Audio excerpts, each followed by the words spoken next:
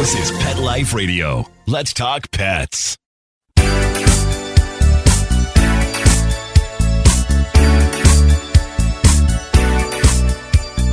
Hello, you're listening to Animal Party on Pet Life Radio with me, Deb Wolfe, as always. And today we got a bunch of topics. We got a lot to catch up on. A couple of doggy things, some cat things, as always. Do you know what the cat capital of Canada is? Do you? Well, I'll tell you later in the show. You can try and guess. What is the cat capital of Canada? Don't look it up. Don't cheat.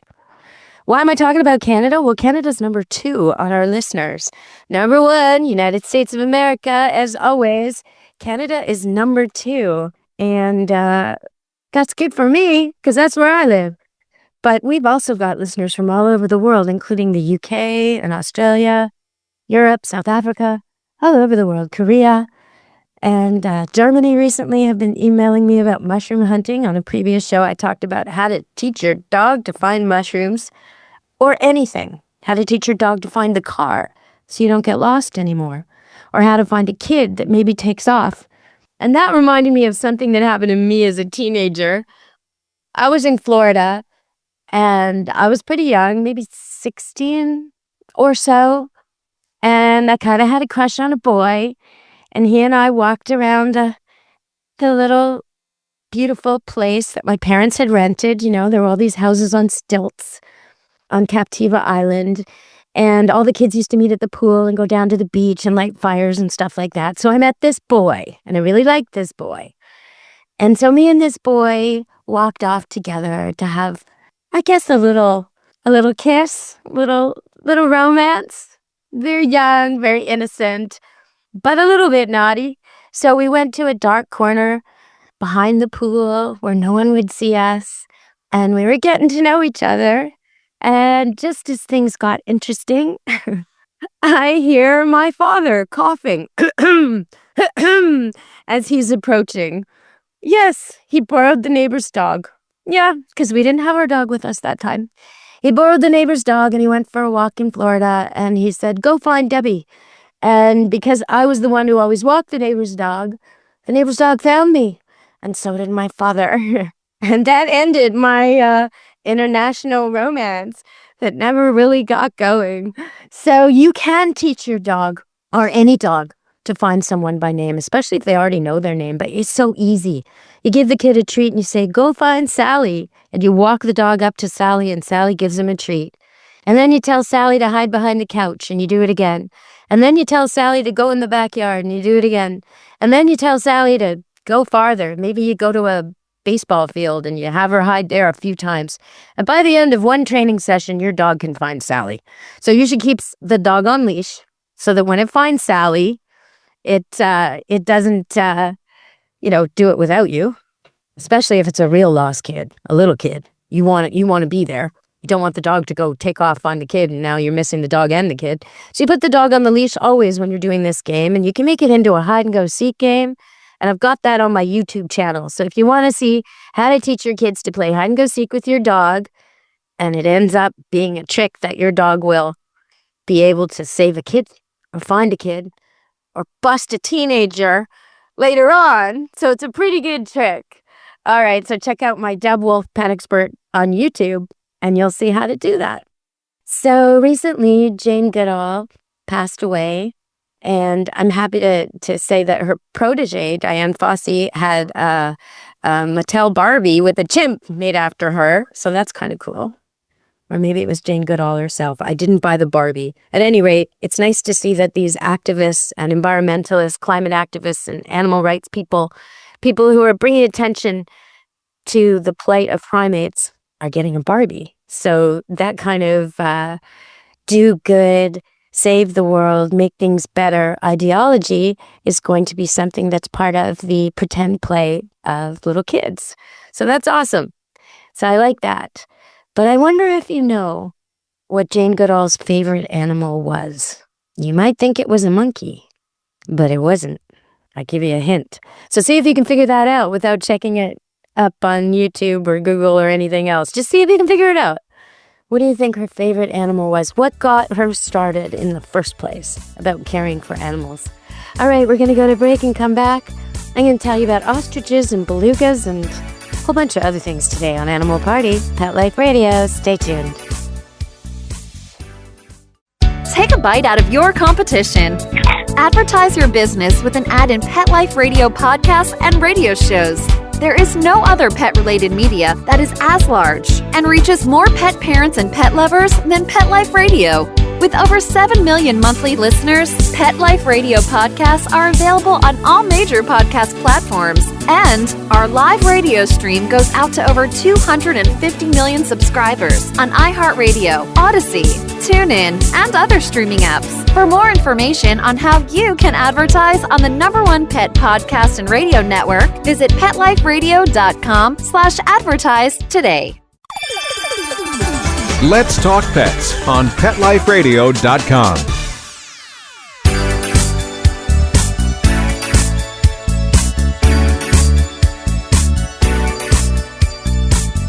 Hello, we're back on Animal Party on Pet Life Radio. And I noticed they've got this fake AI pet they're flogging again. Haven't they been doing this for years? They're saying it's a new thing. New thing? Saw it a few years ago. Every Christmas they come out with this and they say, oh, it's good for the elderly and it's good for people with dementia and it's good for people who have anxiety issues. Is it? Is a fake pet really good? I kind of find it disturbing to see people with dementia cuddling something that isn't real. I don't know about you. What do you think? Is a fake AI pet good? Isn't a real pet better? Let me know on Animal Party, Pet Life Radio. All you got to do is deb@petliferadio.com. You can leave me a voice clip or text me something. I'd love to share your question on air. And if you want us to call you, we can do that. We can call you and we can pre-record a little interview where you talk about your pet problem and we discuss the solution and then we'll play it on the air for you. So that'll be great. Okay, so Jane Goodall, what was her favorite animal? And what is the capital of Canada? Do you know? You probably don't. Okay, staying on Canada, let's talk about Marineland. When I was a kid, this was an amazing trip for my family.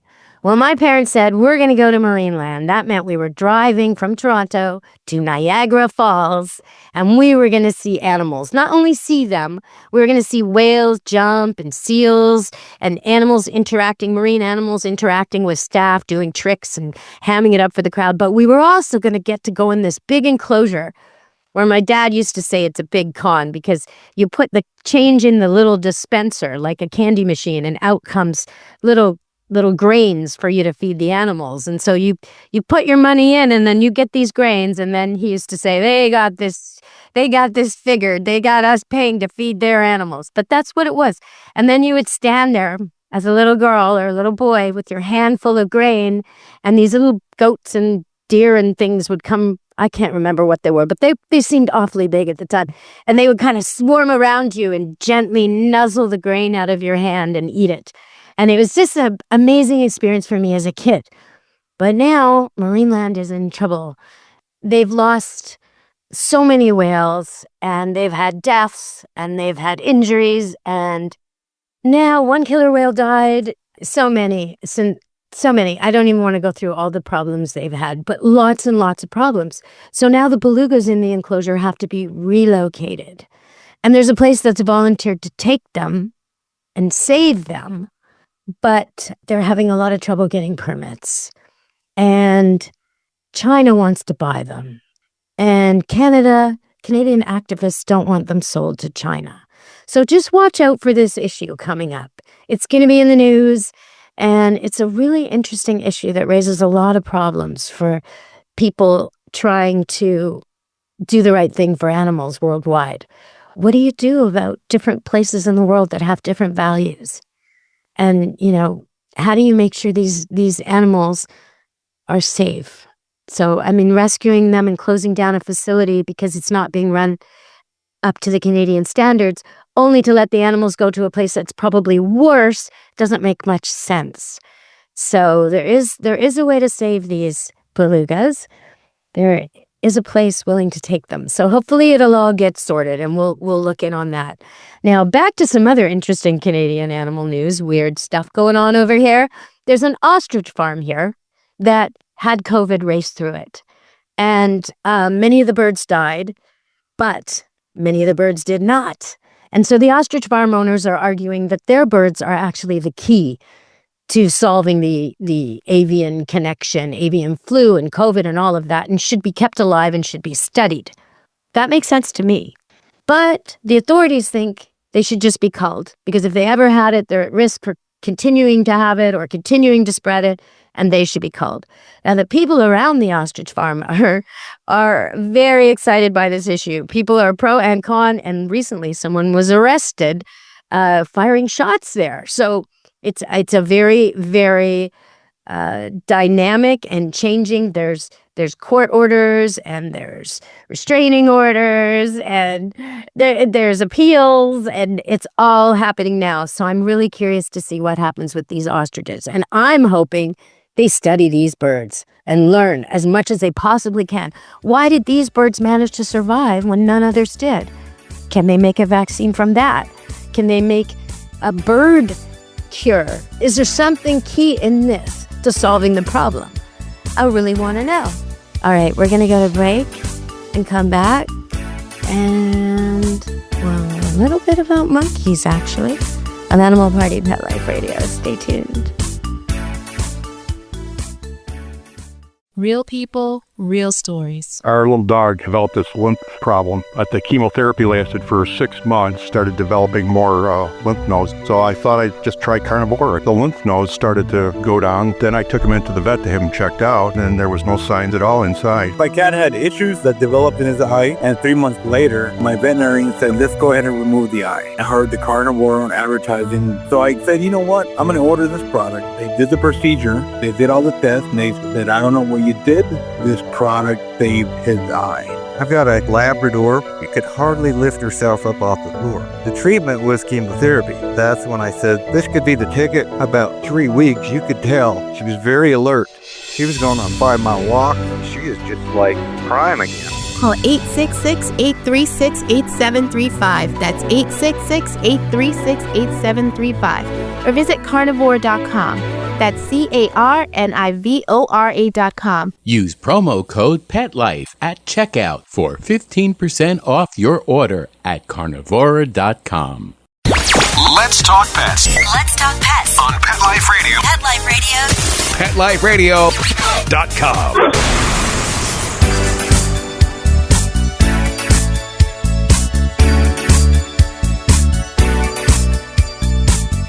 Hello, we're back on Animal Party Pet Life Radio, and I just wanted to give a shout out to this Mississippi Monkey Sanctuary.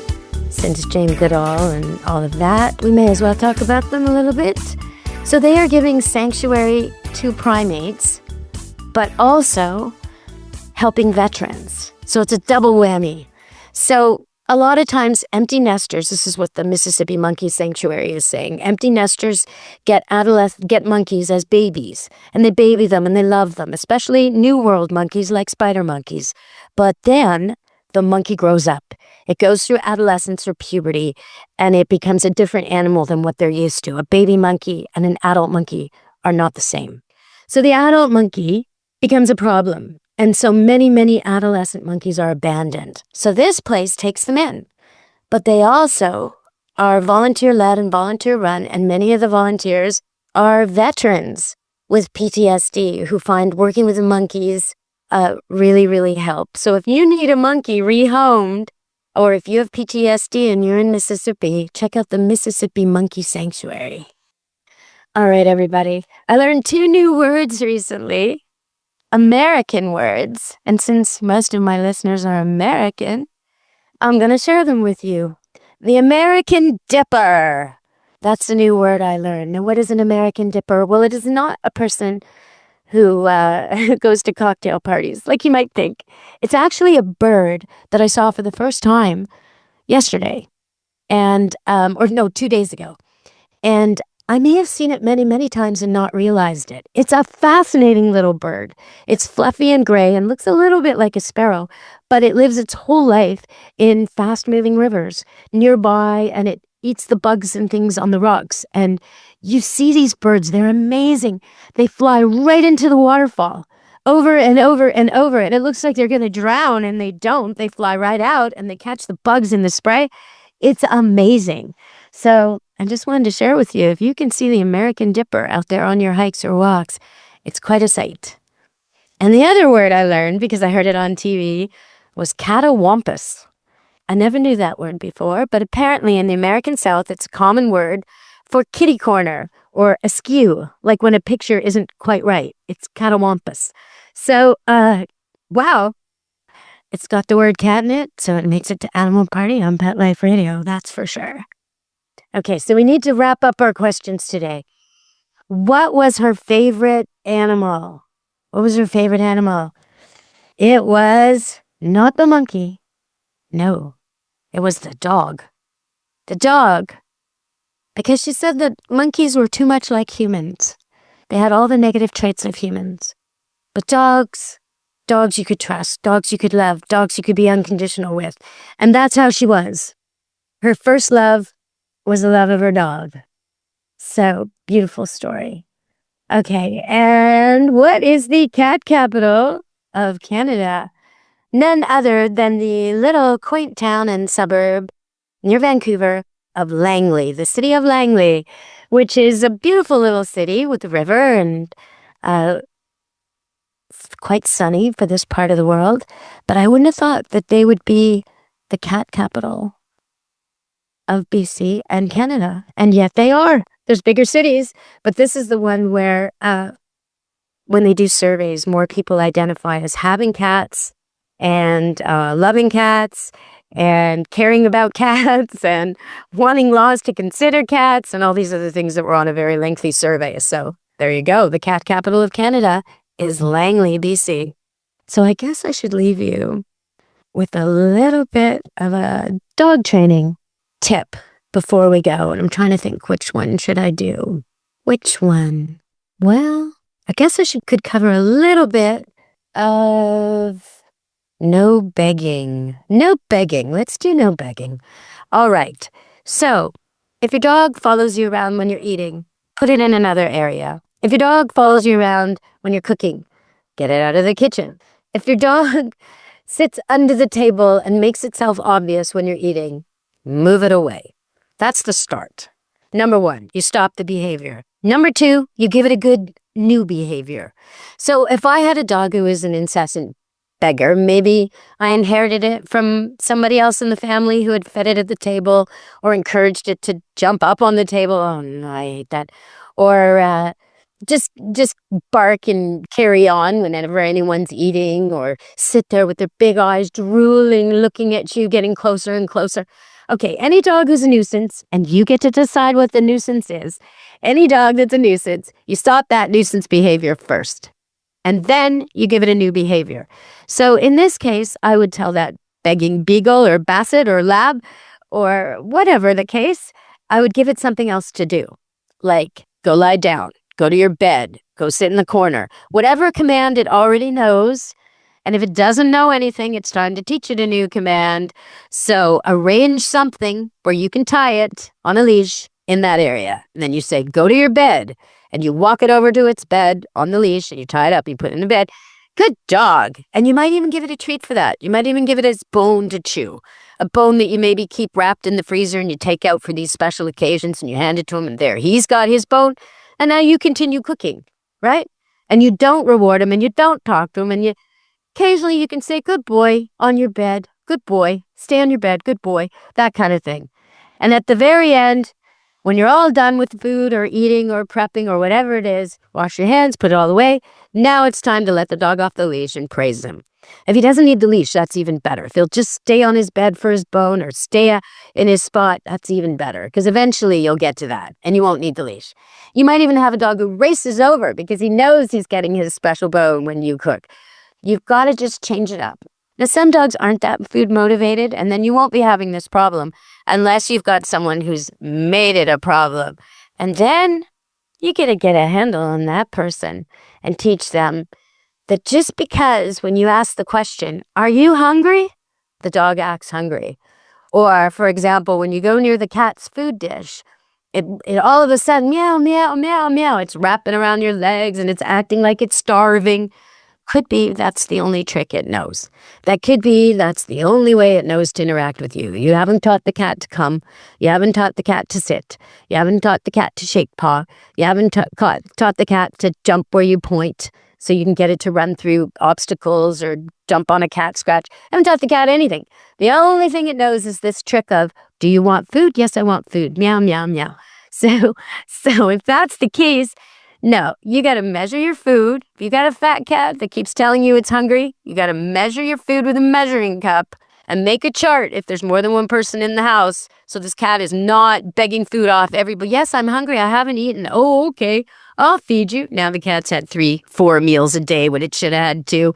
That's what you got to watch.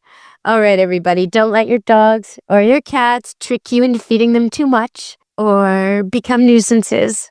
Just get them to be polite and reward that, and you'll have a wonderful pet household. When I eat, none of my dogs beg. None of them. No. And once a dog comes here and stays with me for a while, they stop. Because I'll never feed them when I'm eating, and I'll never feed them when I'm cooking. I just won't. 100%. It's not going to happen. So because they know the odds are really bad, in fact, if they bug me, they'll get escorted out of the area. So they don't do it. And it's so nice not to have begging dogs. That way you can have them in the room with you when you eat or cook and not have them annoy you or your company. All right, everybody. So for me, Deb Wolfe, and Animal Party Pet Life Radio, be good to your animals. Ciao, meow. Let's Talk Pets, every week on demand, only on PetLifeRadio.com.